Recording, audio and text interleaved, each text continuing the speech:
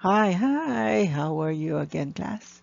So let's now produce another video.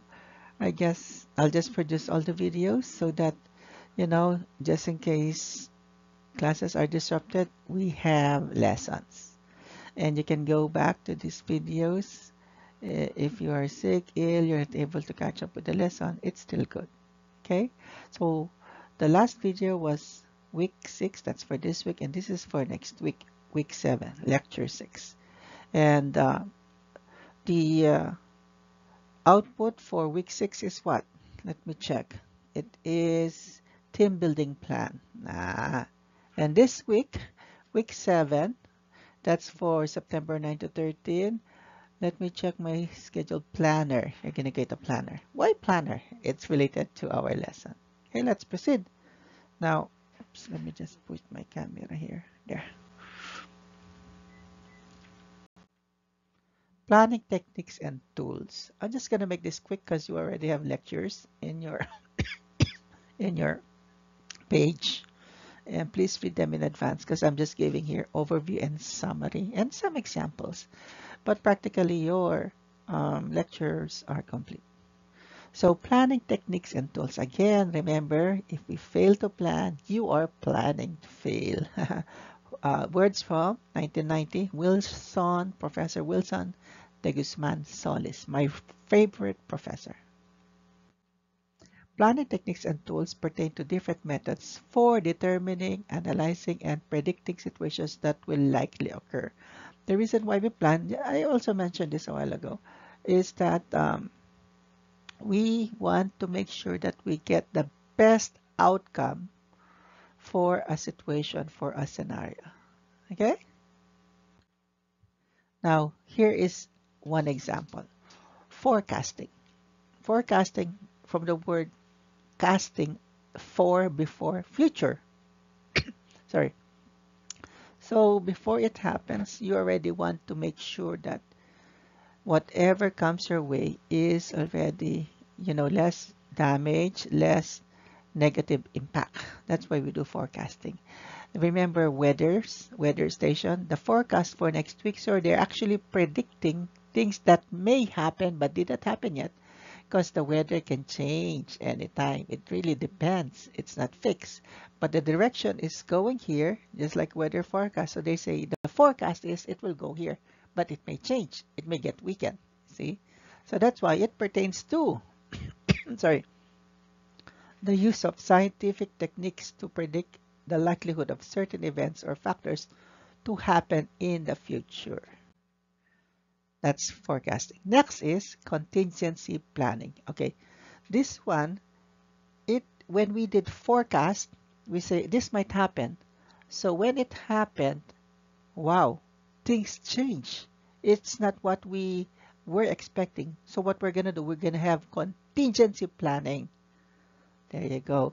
It's a process of identifying alternative courses of action in the event that unforeseen or uncontrollable events takes place. Yan.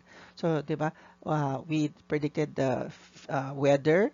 It's gonna rain today, Wednesday. The forecast says rain today, and it's gonna rain just a minimal rain, but it rains so hard. So what's gonna do? We have to, fix the original plan, the forecast plan. We have to make contingency plan to resolve what is happening right now. Contingency planning yan. So, anong contingency plan? Okay. So, alam natin malakas ang ulan. Nag-prepare tayo ng dalawang boat. Pero dumating sobrang lakas. Kailangan natin dalawang boat. Okay. Dalawang boat. Contingency yon. Okay. After contingency plan. So, nangyari na yon. Yeah?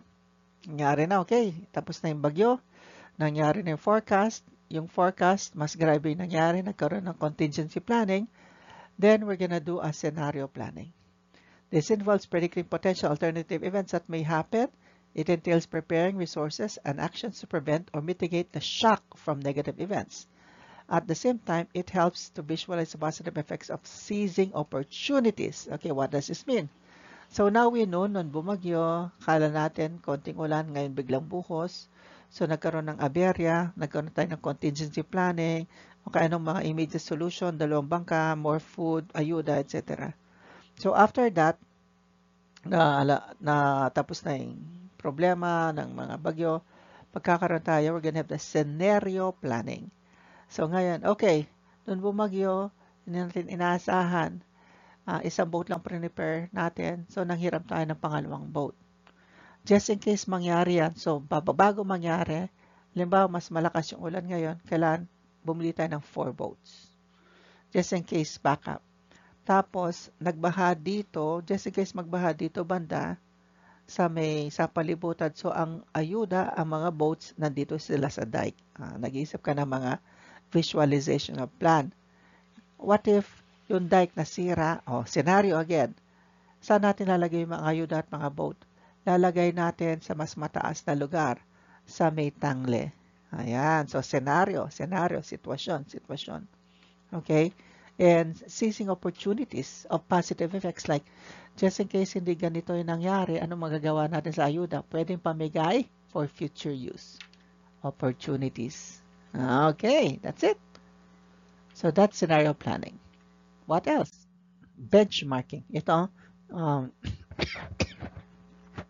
so, yung tinatawag na you are trying to practice the best practices of other people, corporation, companies. Okay, benchmarking ang tawag doon. So, for example, let's say sa Palibutet Elementary School, walang nalilate lagi doon na student or teacher at gustong matuto ang mga taga-Grilis, mga leaders ng Grilis. Bakit mga teachers sa SES hindi nalilate? Magkakaroon sila ng benchmarking. Makikitay up sila doon sa SES. Pag sa gayon, malaman nila kung ano ang strategy ginagawa, the strategies that they are making, why their teachers are not late. So, is there incentives, they have good time schedule, etc. Okay? So, we're actually partnering to other best companies or processes and duplicating them and going them, learning their process. Benchmarking tawag doon.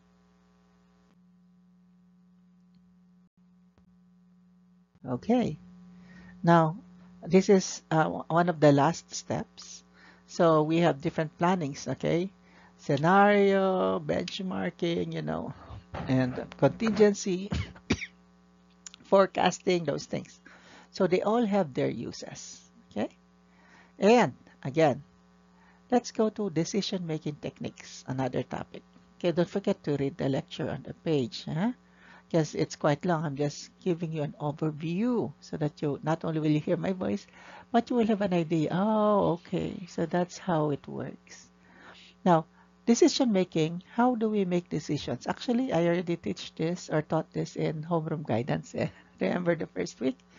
But let's try what business books tells us about with regards to decision making techniques. Step 1, identify and define the problem, of course. Before you make a decision, understand the scenario. Ayan, scenario planning. Number 2, generate and evaluate alternative courses of action. Ayan, contingency planning. So, nandito na yung scenario. Ano yung pinaka-best sa scenario ang gagawin natin pagpaplano?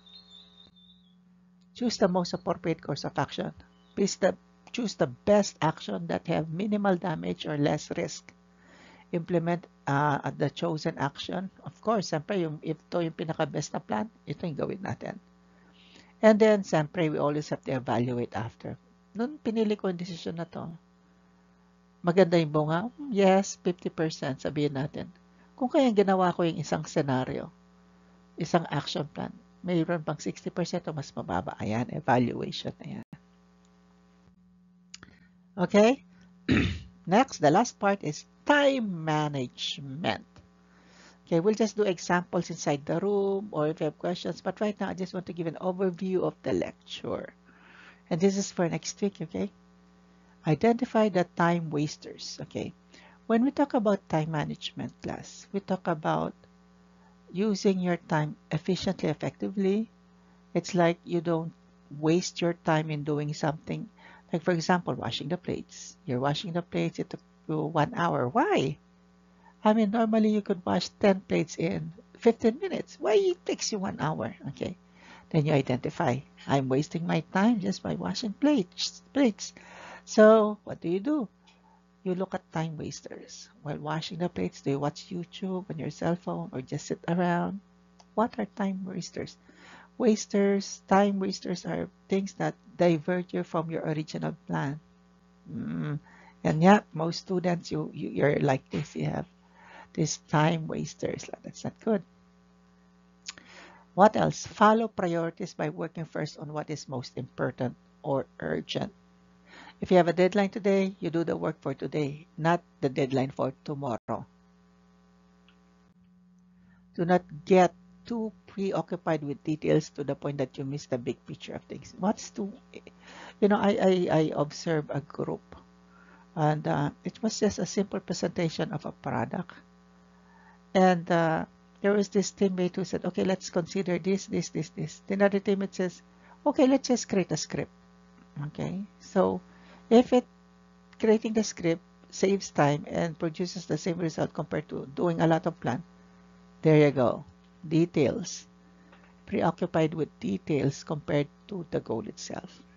Okay, so sometimes too much planning is not good. It wastes your time, and then the event happened already.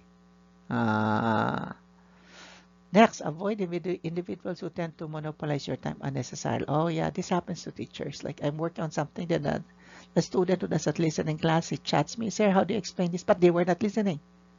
And then I cannot finish my work because what? I have to explain it again.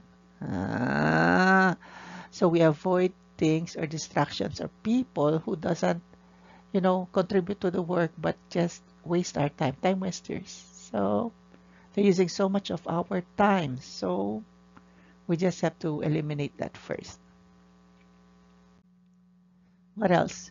Be the master of your calendar by not letting others control your time. Have time management. Okay? Do you remember my clock in time? The one that I showed you, the dates? If there's one person who is a master of time management, that's me. As a matter of fact, I'm already done with my quiz exam. And right now, there's no classes, right? I'm maximizing teaching aids like this video. There you go. Controlling time, class. Break complex tasks into smaller chunks that can be done gradually. Stay calm even under pressure and relax your mind to avoid mistakes. Okay? So this means that what? If there are big tasks, don't think of it one way. Like, I have to finish this whole thing. Then it's stressed out. Start with foundation. Like when I create exams, there's this difficult exam, remembering, etc. So I start with the easy one first. I don't start with the difficult one, little by little. So I finish all the easy questions and go to the moderate questions, Make it simpler so that my brain would not be overwhelmed. Okay? So just like you have a project, you have to build a sculpture out of paper.